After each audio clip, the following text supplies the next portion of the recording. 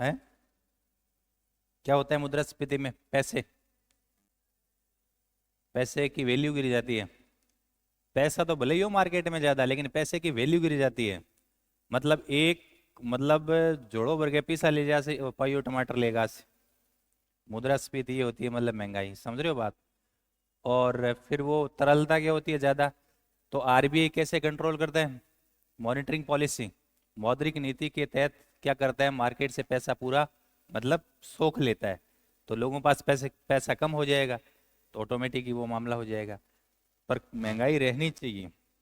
मुद्रास्फीति 6% के आसपास रहेगी तो उत्पादन होता रहेगा, लोगों को रोजगार मिलता रहेगा, और अर्थव्यवस्था का जो पहिया है वो घूमता रहेगा। ठीक है, ये जरूरी है इकोनॉमी के लिए। ठीक है, तो इतना इतना ही हो, पैसा ज्यादा नहीं हो। अदरवाइज लोगों के हाथ में कैश आ गया, तरलता बढ़ जाएगी, तो फिर दिक्कत हो जाएगी। इसलिए लोगों के पास ज्यादा पैसा नहीं होता ना, हाथ में थोड़ी होता है। कोई कितना ही आदमी हो, पास में पैसा नहीं होता। किसी को लगता होगा ये तो बहुत बड़ा आदमी, इसके पास तो बहुत से पैसे होंगे, मांग के देखो, बोले पैसा चाहिए 1 लाख रुपया, बोले 10,000 ही को नहीं, 1,000 भी को नहीं। तो ये रहता है, पता है ना आपको इस बात का? चलो, तो फिर आप कई टाइप की चीजें देखी।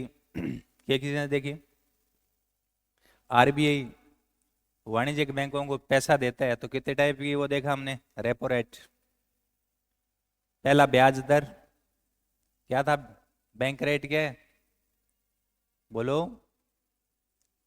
हाँ, लॉन्ग टाइम 14 दिन से ज्यादा का लोन दे तो कौन सा होता है बैंक दर? 2 से 14 दिन के लिए देता है तो कौन सी रेट है? Repo rate. और 1 दिन से कम का दे तो, मतलब 2 दिन से कम का दे, है एमएसपी, है ना, marginal standing facility. Marginal standing facility, M कौन सा होता है? जो एम आएगा पहले, S F, M S F, है ना, मार्जिनल स्टैंडिंग फैसिलिटी, है ना, उसको बोलते हैं। अति लघु टाइम के लिए तो उस पर ज्यादा रहता है।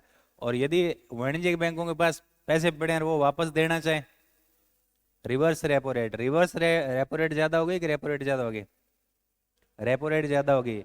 रेपो रेट ज्यादा होगी, रिवर्स वो कम ब्याज देगा। वही बात है, सिंपल सी बात है कि आप दुकान हो, गेहूं चावल खरीद के लाते हो, तो तुम्हें कितने रुपए में मिलता है?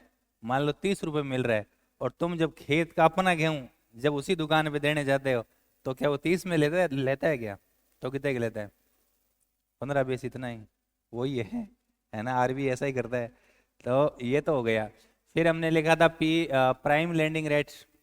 तो बैंक जिन जनता को, लोगों को ऋण देता है, वो कौन सी रेट होती है? Prime landing rate, PLR.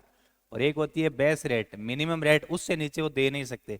तो जो उनके रेगुलर कस्टमर है, उनके लिए वो प्राइम लैंडिंग रेट से कम रेट पर भी क्या देते हैं? लोन वगैरह दे देते हैं। पता है ना आपको?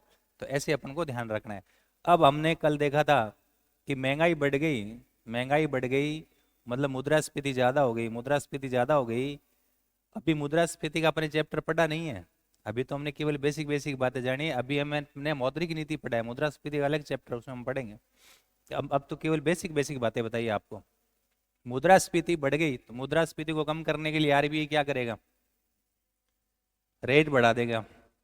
तो लोगों के लोन वगैरह क्या होंगे? महंगे। तो लोग पैसा लेना कम पसंद करेंगे, नहीं लेंगे, जरूरत है तो भी नहीं लेंगे। और यदि अच्छा, और ओपन ओपन मार्केट ऑपरेशन, खुले बाजार की क्रियाओं में क्या करेगा? प्रतिभूति क्या करेगा? बेचेगा।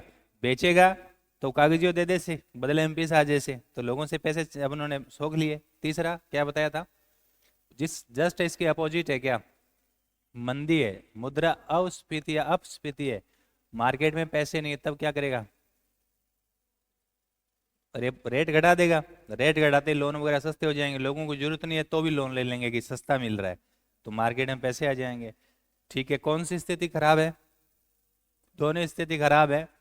6% के आसपास मुद्रास्फीति रहेगी तो बढ़िया रहेगी, उससे उत्पादन, निरंतर उत्पादन होता रहेगा, और रोजगार मिलता रहेगा, और मामला सब सेट रहेगा। और मौद्रिक नीति का उद्देश्य क्या है? हैं? स्थिरता के साथ, स्थिरता के साथ आर्थिक विकास होता रहे, रोजगार लोगों को मिलता रहे। क्लियर है? चलो, यह बात आपने समझी। अब 2-3 बातें और बताई थी आपको, सीआरआर और एसएलआर बताया था। सीआरआर क्या है? Cash reserve ratio. नगद आरक्षित अनुपात ये किसके पास रहता है? आरबीआई के पास 3-4%, 60,000 तक होता है वो, है ना। और एसएलआर क्या होता है? वाणिज्यिक बैंकों को अपने पास रखना पड़ता है। कुल मिला के वाणिज्यिक बैंक के पास 100 रुपए है तो लगभग कितना वो कभी कभी यूज में ले ही नहीं सकता। लगभग 25% के आसपास तो कभी यूज में ले ही नहीं सकता। ये भी आरबीआई का एक तरीका है कि लोगों के पास ज्यादा पैसा नहीं जाए। नेट डिमांड टाइम लाइबिलिटी किस पे होती है ये? बैंकों पर। याद है ना? चलो ये तो बढ़िया याद हो गया, तो दोनों चैप्टर उतारे याद हो गया है। ओएमओ ओपन मार्केट ऑपरेशन, खुले बाजार की क्रियाएं। खुले बाजार की क्रियाएं, है ना। तुम्हारे पास आए छोटे छोटे जैसे म्यूचुअल फंड वाले होते हैं, या मान लो एलआईसी वाले आ गए, या कोई और भी है ना। आपको कह दिया कि आप कितने रुपए दे दो, मतलब आप 5 लाख रुपए दे दो, आपको 5 साल बाद हम कितना करके दे देंगे? 10 लाख। तो इसके आपने 5 लाख रुपए दे दिए और आपकी उन्होंने जो भी पॉलिश वॉलिश कर दी और वह कागज धने दे दिया, अब कागज ले बैठे हो। 10 साल, 10 साल तक आपको पैसे मिलेंगे नहीं, मतलब 10 साल के बाद, है ना। इस तरीके से ओपन मार्केट ऑपरेशन, खुले बाजार की क्रियाओं के द्वारा भी ये मौद्रिक नीति को ये जो आरबीआई है वो क्या करता है? कंट्रोल करता है। क्लियर है? आज हम देखेंगे राष्ट्रीय आय से संबंधित अवधारणाएं। कौन बेचेगी मतलब? अभी बता दियो नहीं। जी हाँ, मान लो बहुत सारी ऐसी पॉलिसी चलती है नहीं, डागर में भी होती है खूब सारी। अब आपने क्योंकि बहुत सारी चीजें ऐसी होती है कि देखो जैसे जैसे तुम बड़े हो जाओगे तो कुछ चीजों को तुम खुद महसूस कर लोगे। समझ रहे हो बात? तो तुम्हें वो जैसे वो चीज और कहीं आपके सिलेबस में है तो आप बहुत अच्छे समझ में आ जाएगा। जैसे और तो थे, नाम कौन जानो, एलआईसी तो जाने हैं। एलआईसी जाने, तो सरकारी नौकरी लाग गई, 1 लाख रुपया दे रखे है, सैलरी है, तो तू तो बैंक में लोन ले कौन, तो बिक्री में शामिल कौन है, तो तुम्हारे पास पैसे हैं। आरबीआई क्या करेगी? उनसे भी तो कैश पैसा लेगी। तो आरबीआई क्या करती है? OMO, OMO open market operation, खुले बाजार की क्रियाएं बोलते हैं। ये एलआईसी अब ये कह रहे हैं, ये तुम्हें बताएंगे कि तुम्हारे मरने के ये फायदे हैं, फलाने ढिमकाने ये बीमा करवा लो। बताते हैं कि नहीं बताते? है ना, कि देखो ऐसी ऐसी है, मतलब ये 5 साल की है, ये 10 साल की है, ये 15 साल की, अलग अलग पॉलिसी है ना। तुम इतना इतना पैसे किस्त जमा कराओ, इतना इतना पैसा कराओ। मैं काल्पनिक उदाहरण बताया, जैसे आपको बोल दिया कि आप 10 लाख रुपए पैसे जमा करा दो 10 साल में, या 20 साल में, या जो भी है किस्त विस्त, या ऐसे मान लो कि मंथली आप 10,000 की किस्त दे दो, 5 साल किस्त दोगे, तो 10 साल में हम आपको क्या दे देंगे? 15 लाख रुपया दे देंगे। तो आपका मंथली 10,000 रुपये कट कट के जा रहे हैं ना एक टाइप से। ठीक है ना? समझ रहे हो बात? तो आपका पैसा तो जा रहा है ना उधर, तो ओपन मार्केट ऑपरेशन हो गया। ठीक है, आपके पास क्या है? वो कागज है, आपका पैसा तो चला गया। आपको 5 साल, 10 साल, 15 अलग अलग टर्म के वो बताते हैं कि 8 साल का, 12 साल का, तो आपके पैसे तो उधर चले गए ना उनके पास। तो तुम्हारे पास पैसे नहीं बचे, तुम्हारे पास तो क्या कागज है। ठीक है, पैसे नहीं बचे तुम्हारे पास। ठीक है, तो वो इस तरीके से आपका पैसा कहाँ चलाएगा? कहाँ चला गया? सरकार या सरकार की एजेंसियों के पास चला गया आपका पैसा। मार्केट में तो नहीं है ना, वो पैसा काम आ सकता है क्या? तुम किसी को उधार ही नहीं दे सकते, वो तो चला गया। ठीक है, ये ओपन मार्केट ऑपरेशन। नेक्स्ट देखो, आज આપણો चैप्टर है जो है राष्ट्रीय आय से संबंधित अवधारणाएं। राष्ट्रीय आय से संबंधित अवधारणाएं,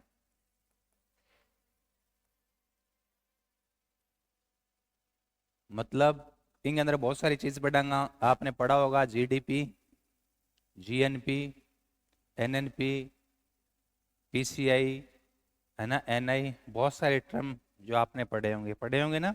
देखो इधर देखो, आपने क्या पढ़ा? जीडीपी। आपने क्या पढ़ा? जीडीपी। आपने क्या पढ़ा? जी की जगह मैं क्या कर दूं? एन, एनडीपी, है ना, सॉरी, एनडीपी। जीडीपी मैंने जी की जगह क्या चेंज कर दिया? ध्यान से सुनना, इसको इसी फॉर्म में याद रखोगे तो याद हो जाए। जीडीपी मैंने जी की जगह एन कर दिया, एनडीपी। फिर देखिए इसमें मैं एक कॉन्सेप्ट आपको बता रहा हूं, फिर अगले पेज पर आएंगे। मैं जी की जगह एन कर रहा हूं, एनडीपी, और सॉरी जीएनपी, ये जीएनपी, एक सेकेंड, जीएनपी, और फिर मैं जी की जगह क्या कर रहा हूं? जी की जगह एन कर रहा हूं, एनएनपी। बात समझ में आ रही है क्या? ये शब्दावली आप पढ़ेंगे, एक एक को समझेंगे, और समझने का एक तरीका है, मिक्स नहीं होगा। जिस तरीके से मैं बता रहा हूँ ध्यान से उस तरीके से देखेंगे तो। जीडीपी आपने खूब पढ़े, जीडीपी। तो जीडीपी की जगह क्या कर दिया मैंने? जीएनपी। मतलब डी की जगह क्या कर दिया? डी की जगह क्या कर दिया? एन। डी की जगह क्या कर दिया? एन। इतना ही तो चेंज किया है। डी की जगह क्या कर दिया? एन। क्लियर है? GDP, GNP. अब हमने कुछ नहीं किया, इस जी की जगह एन कर दिया तो एनडीपी, इस जी की जगह एन कर दिया तो क्या हो गया? एनएनपी। तो एक अवधारणा से कितनी अवधारणा बन गई? 4। एक अवधारणा से, कॉन्सेप्ट से कितनी अवधारणा बन गई? 4। अब हम पढ़ेंगे एनआई। नेक्स्ट अवधारणा मैं यहाँ लिख रहा हूँ, एनआई नेशनल इनकम। फिर हम पढ़ेंगे पीसीआई, पर कैपिटा इनकम, प्रति व्यक्ति आय। NI national income. ए नाम सुन रहा था? सुन रहे? कौन सुन रहा? लेकिन थाने पूछ लिया कि जीडीपी की परिभाषा तो हमने बार बार समझाया आपको। जीडीपी क्या होता है? Gross domestic. हाँ जी,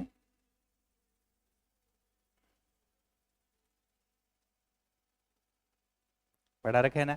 आज थोड़ा सा अपन प्रैक्टिकली समझाएंगा, हल्का कुछ टाइम लग जाएगा, लेकिन परमानेंट तुम्हारे दिमाग में ये चला जाएगा। ठीक है? परमानेंट। सब पहले आप के पढ़ांगा, या मैं यहाँ पे से पहले आप ए जितनी भी ये सारी जो उदाहरण है, नेशनल इनकम, राष्ट्रीय आय से संबंधित उदाहरण है, इसमें कुछ कुछ चेंज है तो हम देखेंगे। इनमें 2-3 चीज आप ध्यान रखनी है। इसमें एक तो होता है एक वित्तीय वर्ष, क्योंकि परिभाषा परिभाषा के अंदर कीवर्ड है ना, बांग वहां पर मीनिंग अर्थ होना चाहिए। एक तो है वित्तीय वर्ष, एक वित्तीय वर्ष। इन परिभाषाओं में क्या आएगा? एक वित्तीय वर्ष। दूसरा आएगा भौगोलिक सीमा। क्या आएगा? भौगोलिक सीमा। याद रह जाएगा, एक वित्तीय वर्ष, भौगोलिक सीमा। एक आएगा वस्तु एवं सेवा, एक आएगा वस्तु एवं सेवा का अंतिम मूल्य। ये 4 वर्ड था नहीं परिभाषा में देखने का मिलेगा। आगे पीछे करके परिभाषा की सेट कर लियो, लेकिन एक परिभाषा में 4 चीजें मिलेगी। पहले इनकी परिभाषा समझो। भौगोलिक सीमा का मतलब क्या होता है? भौगोलिक सीमा, भौगोलिक सीमा भूगोल के हिसाब से, भूगोल के हिसाब से भौगोलिक सीमा का मतलब हो गया कि ये हमारा भारत है, तो भारत की भौगोलिक सीमा का मतलब भारत की सीमा। भारत हमारा घर है, इनकी सीमा में कोई एक्टिविटी हो रही है, इसका मतलब ये हो गया ये हमारी भौगोलिक सीमा के अंदर क्या हो रही है? एक्टिविटी हो रही है, उत्पादन वगैरह हो रहा है, हमारे भौगोलिक सीमा है ना। तो अपना देश अपना घर है। दूसरा क्या है? एक वित्तीय वर्ष। वित्तीय वर्ष कब से स्टार्ट होता है? बोलो। 1 अप्रैल 31 मार्च। हम डाटा की इनकम की गणना करेंगे 1 अप्रैल से 30 मार्च। तो एक वित्तीय वर्ष आप समझ गए। एक वित्तीय वर्ष मतलब 1 अप्रैल से 31 मार्च तक की बात करेंगे। भौगोलिक सीमा हमारा देश जैसे भारत है, तो भारत की बाउंड्री के अंदर वस्तु एवं सेवा। वस्तु तो समझ गया, वस्तु जी थे अभी, मान लो अभी गर्म सर्दियां आ रही है, तुम गर्म कपड़े खरीद के लाए, तो गर्म कपड़े खरीद के लाए तो ये वस्तु हो गई, है ना, वस्तु।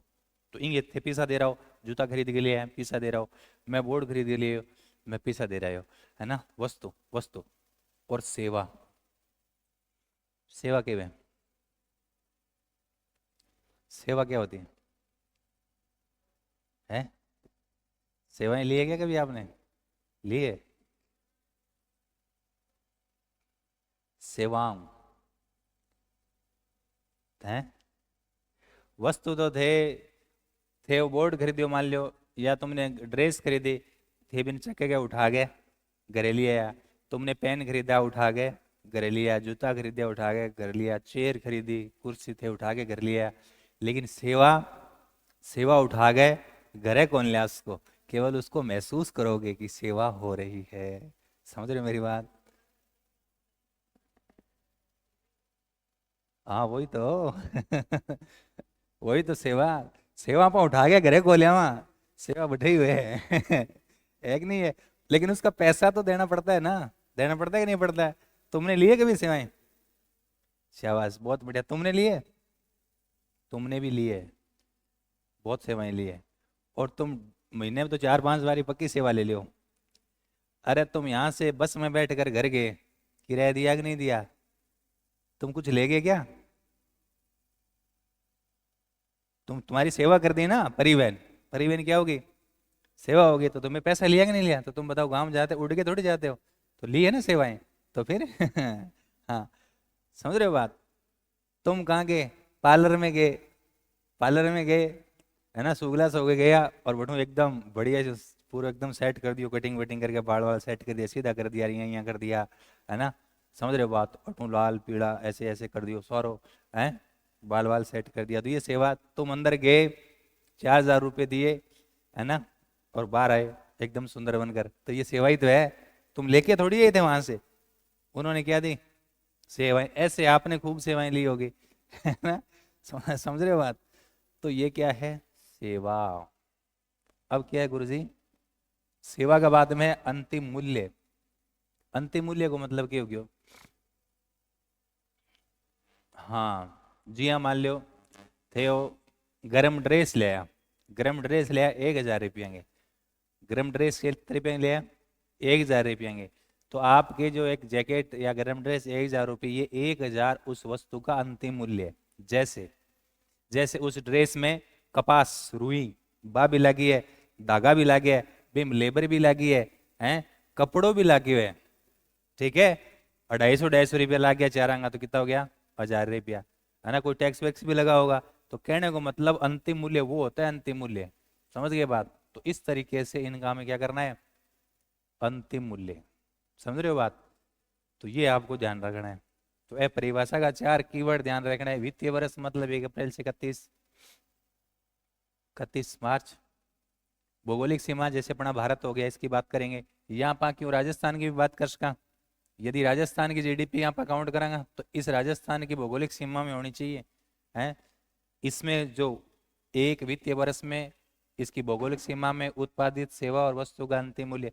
तुम तुम्हारे खेत की जीडीपी की बात कर रहे हो, तो तुम्हारे खेत खेत के अंदर उत्पादित वस्तु और सेवा का अंतिम मूल्य। पड़ोसी वाले खेत की कौन जोड़नी, है ना। आप अपना भौगोलिक खेत, तुम्हारे घर की जीडीपी है तो पूरा घर वो भौगोलिक सीमा है, दूसरे पड़ोसी की नहीं जोड़नी है ना। तो कहने का मतलब इस तरीके से परिभाषा के 4-5 वर्ड है। अब आप याद करो, मैं नेक्स्ट में बता रहा हूं आपको। एंगो अर्थ समझ में आ गया नहीं? अब मैं उसी हिसाब से लिख रहा हूं। किस हिसाब से? उसी हिसाब से। ये क्या है? जीडीपी। जीडीपी। और यहां क्या है? जीएनपी। यहां क्या है? जीएनपी। क्या फर्क है दोनों में? क्या फर्क है? यहां है डी डोमेस्टिक, यहां है एन, बाकी तो सारो सेम ही है। GDP gross domestic product. Gross का मतलब होता है सकल, टोटल। इकोनॉमी की भाषा में इकोनॉमिक शब्दावली यूज करेंगे। सकल घरेलू उत्पाद, उसको क्या बोलेंगे? सकल घरेलू उत्पाद। अरे सकल मतलब सारा, घरेलू, सकल घरेलू मतलब घर, प्रोडक्ट मतलब क्या हो गया? उत्पाद। अंतर इसमें क्या है? यहाँ है घरेलू। गुरुजी इसका मतलब क्या है? ग्रोस नेशनल प्रोडक्ट, सकल राष्ट्रीय आय। यहाँ घरेलू की जगह क्या गया? राष्ट्रीय। तो ये क्या हो गया? सकल राष्ट्रीय, नेशनल, ग्रॉस नेशनल प्रोडक्ट, उत्पाद। मेरी बात समझ रहे हो ना? तो सर इसमें क्या उसकी जगह क्या आ गया? ये आ गया। अब देखो जीडीपी की क्या परिभाषा है? 4 वही वर्ड याद रखने। एक वित्तीय वर्ष में, एक वित्तीय वर्ष में देश की भौगोलिक सीमा में वस्तु और सेवा का अंतिम मूल्य, टोटल का योग क्या हो जाएगा? जीडीपी हो जाएगा। मतलब हमारे इस देश के अंदर, वहां अपनो इंडिया है, इंगे अंदर कोई भी काम करने लग रहे है, कोई भी काम करने लग रहे है, तो बिंग जीडीपी, टोटल वस्तु और सेवा का अंतिम मूल्य का योग क्या होगा? जीडीपी हो जाएगा। याद रह जाएगा। तो देखिए ये हमारा भारत है, ये हमारा भारत है। तो मैं लिख रहा हूं देश, देश की घरेलू सीमा, घरेलू सीमा में उत्पादित वस्तु प्लस सेवा का एक वित्तीय वर्ष, वो भी तो लगाना है, एक वित्तीय वर्ष में इनका अंतिम मूल्यों का, हाँ अंतिम मूल्य का योग, टोटल। ये क्या है? जीडीपी। जी हाँ, मान लो इंडिया है, इंडिया के अंदर आप यहाँ मान लिया, बहुत बेसिक एग्जाम्पल ले, वहाँ पर मान लो 100 रुपये का एग्जाम्पल ले लिया, है ना। यहाँ मतलब हमारे देश की जैसे कंपनी है जियो वगैरह है ना, और बहुत सारी कंपनी है, बहुत सारी कंपनी यहाँ करके आई कितने रुपया कमा लिया, 100 रुपया कमा रखे। क्लियर है। बिंगला आ तो कोई जरूरी को नहीं, अपने देश में आप ही काम करा, अपने देश में बाहर का लोग आगे भी काम करे कौन करे। जी हाँ, जापान आ रहे हैं, जापानी कंपनी है कोई, कौन सी कंपनी है, जापानी। 18 फैक्ट्री लगा रखी है, भाई फैक्ट्री लगा रखी है, भाई कितने रुपया का कमा लिया, 40। अब विदेशी आदमी भारत में आ गया, कोई कंपनी लगा तो आगे जरूरत पड़ी है, भारतीय भी तो पूरी दुनिया में कोना कोना में बैठे है ना। तो अब बताओ इसकी टोटल जीडीपी कितनी हो जाएगी, टोटल जीडीपी मान लो 100 कितनी हो गई, 40। तो घरेलू सीमा के अंदर एक वित्तीय वर्ष में वस्तु और सेवा जो भी है उसके अंतिम मूल्यों का योग क्या हो जाएगा। इसमें भारत की सीमा में काम करने वाले विदेशी जो इनकम कर रहे हैं उसकी भी हम क्या जोड़ रहे हैं, आय जोड़ रहे हैं, क्योंकि बात यहाँ घरेलू सीमा का है। लेकिन भारत का कोई व्यक्ति है, भारत का व्यक्ति है, वो बाहर जाके गुरुजी काम कर रहा है, इनकम कर रहा है, क्या वो जीडीपी में शामिल होगी, नहीं होगी, क्योंकि वो तो बाहर चला गया ना, भौगोलिक सीमा में काम नहीं कर रहा है ना। जैसे राजू है, राजू भारत का आदमी है, वो कहाँ चला गया, बाहर चला गया, और राजू वहां से कितने रुपए कमा रहा है, 20 रुपए कमा रहा है, तो राजू का जीडीपी अपने इनकम में शामिल होगा क्या, जीडीपी में शामिल नहीं होगा। राजू भौगोलिक सीमा से क्या है, बाहर है, यहाँ काम क्या है, समझ रहे हो बात। तो ये अपने देश की बात हो रही है, इस तरीके से जीडीपी निकाली जाती है। अब आपने जिये भी है कोई भी आपने देश आपा जैसे देश कितना ग्रो कर रहा है, आप क्या अनुमान लगावा, जीडीपी नाम लगा, आप लारे चैप्टर पढ़े हो कि भारत की जीडीपी दुनिया की कौन से नंबर की जीडीपी है, चौथी। और triple P purchasing power parity में कितने नंबर पर आ गए, तीसरे नंबर पर। और वैसे कितना है, तो अपने ग्रोथ रेट किसके हिसाब से किया, जीडीपी, जीडीपी बढ़ रही है इसका मतलब देश बढ़ रहा है, तो मेन जीडीपी। अब जीडीपी की यदि आप बात करा, अब देखो गुरु जी आप यदि बात करा तो यह तो विदेश वाला हटा रहा है, क्योंकि विदेश वाला मान लो है, विदेशी जब लोग आएंगे कंपनियां वगैरह लगा सी तो अपन फायदो है क्या, यहाँ के लोगों को क्या मिलेगा, रोजगार मिलेगा, सरकारों को क्या देंगे, टैक्स वगैरह देंगे, तो कुल मिला के हमें फायदा होगा, जितना ज्यादा नुकसान नहीं होगा। हाँ, वो लाभ कमाकर अपने देश में ले जाएंगे, प्रॉफिट हमें नहीं देके जाएंगे।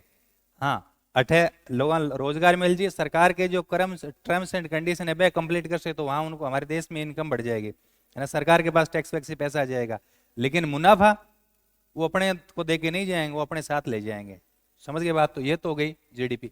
जीएनपी, जीएनपी में ध्यान रखना, इसमें ये तो देखो यहाँ तो है घरेलू, यहाँ घरेलू नहीं है, राष्ट्रीय, यहाँ राष्ट्रीयता का मुद्दा है।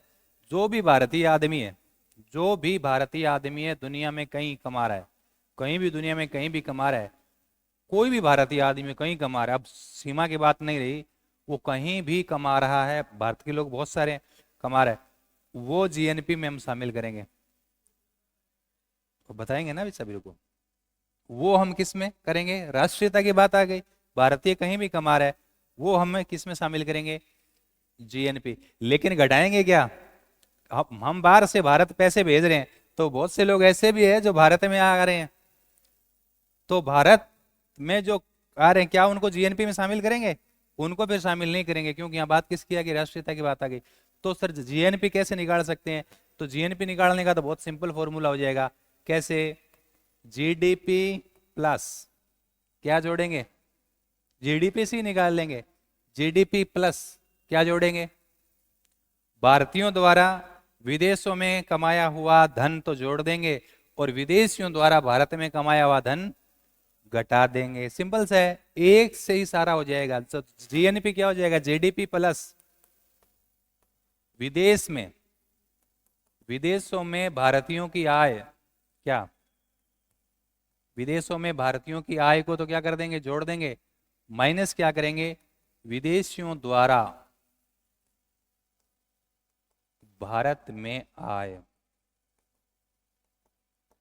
जीएनपी निकालने का सिंपल फॉर्मूला है, जीडीपी में क्या करेंगे, भारत के लोग जो विदेश में जाकर पैसा कमाए हैं उनको तो जोड़ देंगे, और विदेशियों ने जो भारत में आकर पैसा कमाया उनको क्या कर देंगे, घटा देंगे, तो क्या हो जाएगा, जीडीपी आ जाएगा। अब आपको पता है कि आपने जीएनपी ज्यादा है कि जीडीपी ज्यादा है,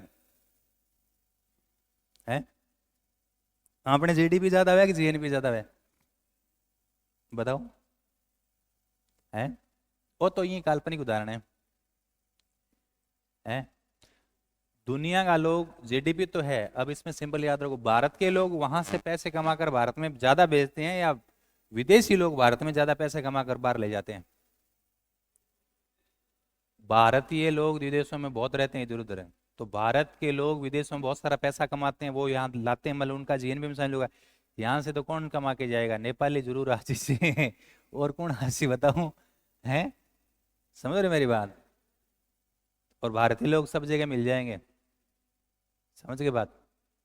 तो कहने का मतलब हमारे केस के अंदर भारतीय लोग विदेशों से बहुत पैसा लाकर देश में देते हैं, इसलिए विदेशों में भारतीय लोगों द्वारा प्राप्त इनकम ज्यादा है, और विदेशी लोग यहाँ से इतना नहीं ले जाता जितने हम लोग बाहर से लाते हैं, इसलिए जीडीपी से क्या ज्यादा है? जीएनपी ज्यादा है। सिंपल सी बात है। अब एक ही आपने समझा। अच्छा, यदि हम, ये तो काल्पनिक उदाहरण है, यदि जीडीपी तो इसकी कितनी होगी? 140। और यदि हम इस काल्पनिक उदाहरण से बात करें कि यहाँ यहाँ कितना हो गया जीडीपी? 140 माइनस, नहीं, अपन क्या करेंगे, ऐसे सीधा ही कर लो ना। कितना है ये? 100 और 120 के 120 में 40 घटा दिया 80, 80 है, 8 को गुरुजे 40। अरे तो ईशा राजू के ही है, राजू रामूर गोपाल बहुत सा है। हाँ, ये तो के ही वाले का एग्जाम्पल दिया है। समझ रहे मेरी बात? कहने का मतलब ये है कि हमने ये आय, हमारे केस में भारतीयों की आय विदेशों में ज्यादा है, और भारत में विदेशियों की आय क्या है? हमेशा कम रहती है, इसलिए ये जीएनपी हमारी ज्यादा है। अब आप एक काल्पनिक उदाहरण और लेवा। अब इसको किस में बदलना है? इसको किस में बदलना है? इसको बदलना है, मैं जी की जगह क्या लिख रहा हूं? इधर देखो, मैं जी को चेंज कर रहा हूं। जी की जगह क्या लिख रहा हूं? N, NDP. शाबाश। मैंने केवल किसको चेंज किया है? जी की जगह क्या लिखे? एन। इधर भी मैंने जी की जगह क्या लिखे? एन। तो क्या हो जाएगा? N, N P. सर एक ही अक्षर चेंज हुआ है, बाकी तो सारा मामला सेम ही है। तो इसका मतलब क्या है? यहाँ एन का मतलब क्या है? यहाँ एन का मतलब है नेट, नेट डोमेस्टिक प्रोडक्ट। यहाँ क्या है? Net national product. नेट मतलब शुद्ध, शुद्ध राष्ट्रीय उत्पाद, शुद्ध घरेलू उत्पाद। यहाँ क्या है? सकल। यहाँ तो है सारा, यहाँ क्या है? शुद्ध। यहाँ क्या है? सारा, ग्रॉस टोटल सारा। यहाँ क्या है? शुद्ध। इसका मतलब क्या हुआ? मान लो तुम जैसे कोई कंपनी लगाए हो, ठीक है, या अपने इस कोचिंग की बात कर लें। मान लो इस कोचिंग में महीने के कितने रुपए की इनकम हो गई? 100 रुपए की। कितने रुपए की इनकम हो गई? महीने की 100 रुपए की। इस कंपनी में, कोचिंग में 100 रुपए की इनकम हो गई, तो जीडीपी कितना हो गया? 100 रुपए। ठीक है ना? पहले इसको समझो। तो टोटल ग्रॉस जीडीपी कितना हो गया? 100। लेकिन ये तो ग्रॉस कोचिंग का पूरे महीने का है, मतलब ग्रॉस डोमेस्टिक प्रोडक्ट। जीडीपी कितना हो गया? 100। लेकिन ये तो टोटल है, ग्रॉस है। इस जी को एन में लाएंगे, नेट में, तो हमें क्या करना पड़ेगा? बिजली खर्चा, कर्मचारी, चाय पानी घटाना पड़ेगा ना। जैसे इसका खर्चा कितना लगेगा? 20 रुपये, मतलब लाइट पानी टूट फूट सब हो गया। जो है इन चीज़ों का डिप्रिसिएशन भी होता है 20। तो ग्रोस तो 100 था, 20 खर्चा हो गया, तो नेट कितना हो गया? कितना हो जाएगा? 80। इसका मतलब हो गया ग्रोस, ग्रॉस टोटल होता है, नेट उसमें से घटाया जाता है। जो घटाते हैं उसको बोलते हैं मूल्य ह्रास। तो यदि हम जी से एन में आएंगे तो क्या जोड़ देंगे? जी डी पी माइनस मूल्य ह्रास, तो क्या हो गया? N N P. इधर भी क्या होगा?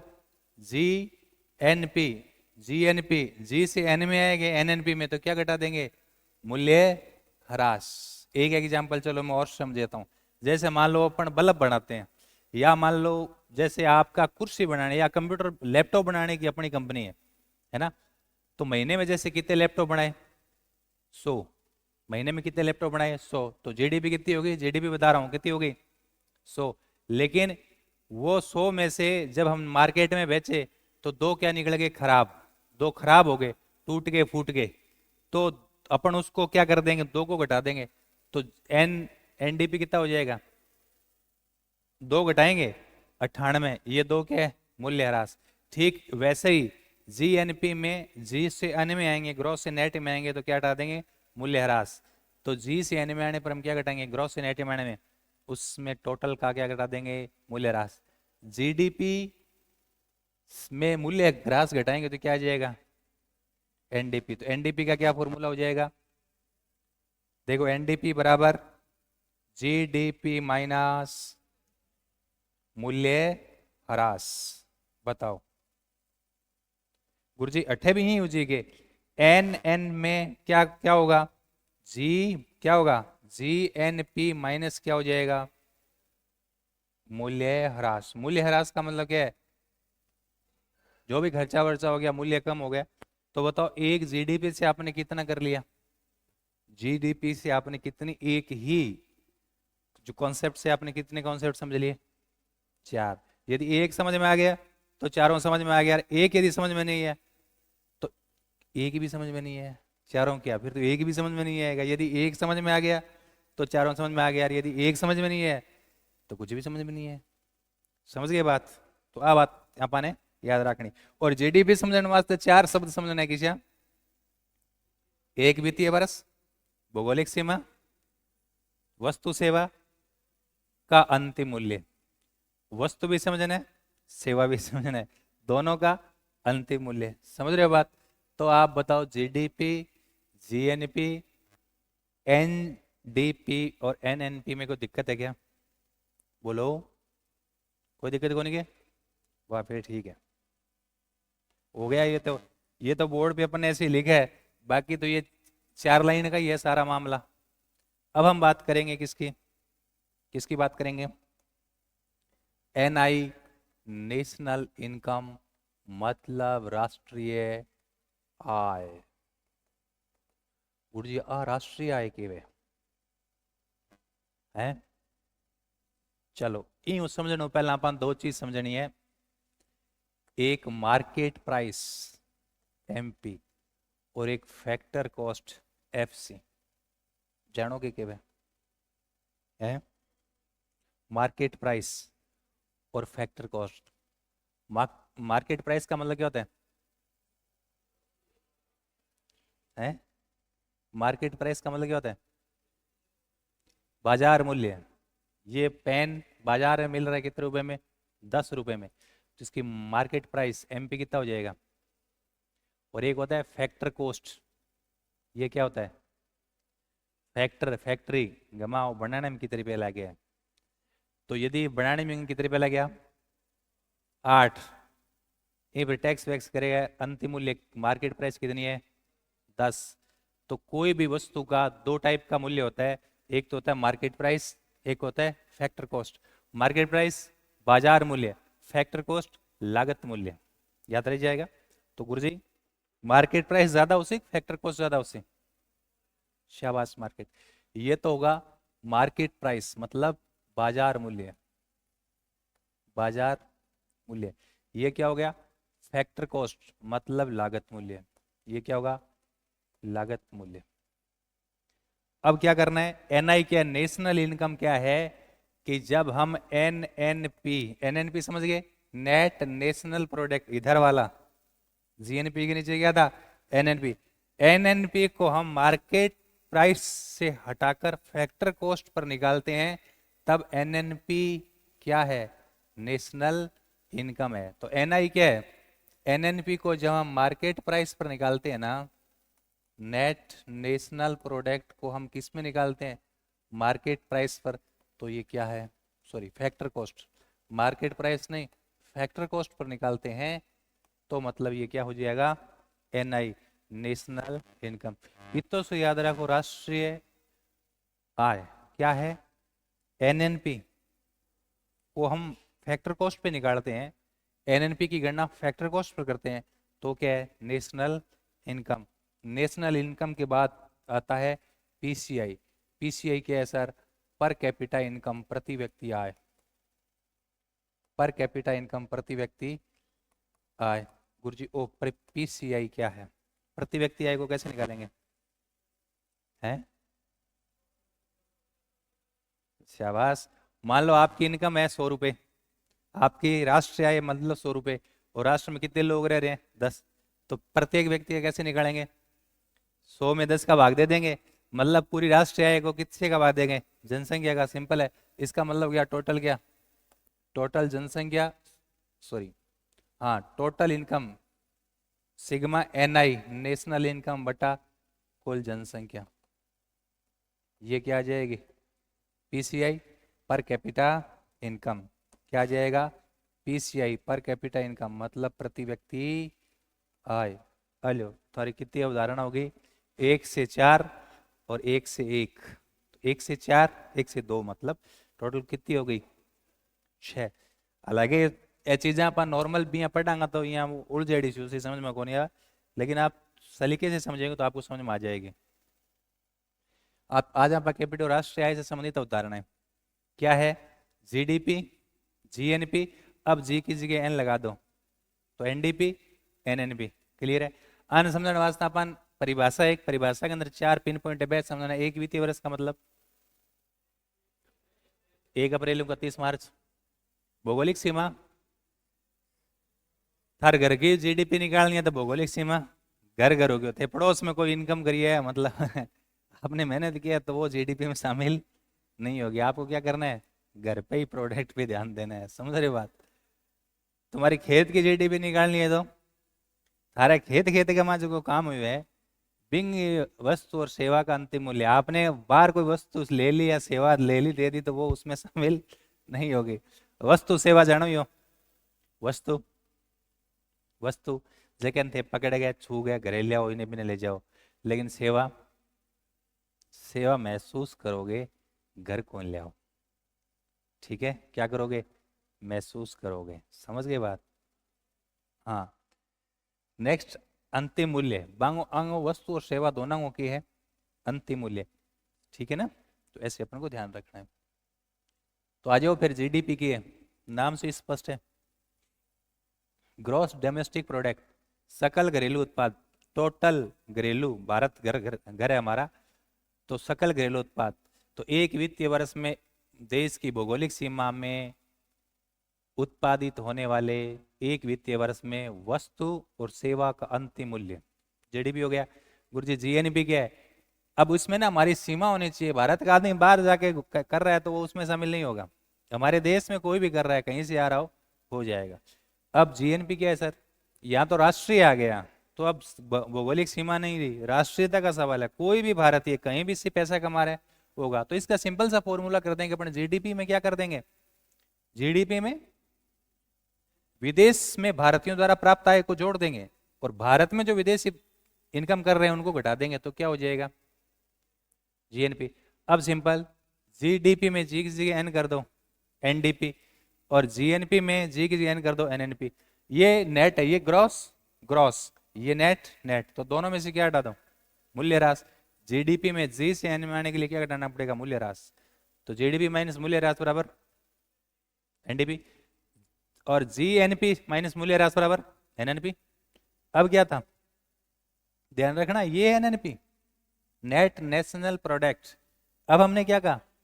PCI, NI नेशनल इनकम, और PCI इधर दो। ध्यान रखना, मार्केट प्राइस और फैक्टर कॉस्ट। मार्केट प्राइस मतलब मार्केट बाजार की कीमत, और फैक्टर कॉस्ट मतलब लागत मूल्य है, जैसे मैंने पेन का बताया था।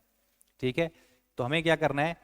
NI निकालना है तो NNP को किस पे निकालेंगे? फैक्टर कॉस्ट पे। यदि NNP को फैक्टर कॉस्ट पे निकालेंगे तो वो हो जाएगी NI, और NI से PCI अपन आराम से निकाल लेंगे। टोटल नेशनल इनकम बटा पॉपुलेशन को भाग देना है, पर व्यक्ति या क्या आ जाएगी? इनकम आ जाएगी। हाँ लो, इतनी सी तो बात है। कल हम पूछेंगे आपसे, ध्यान रख लेना। छोटे छोटे इकोनॉमिक्स के छोटे छोटे चैप्टर है, ज्यादा लिखने की जरूरत कोई नहीं, लिखड़ी सब कुछ आपको समझना है कि मामला क्या है। समझ रहे हो बात?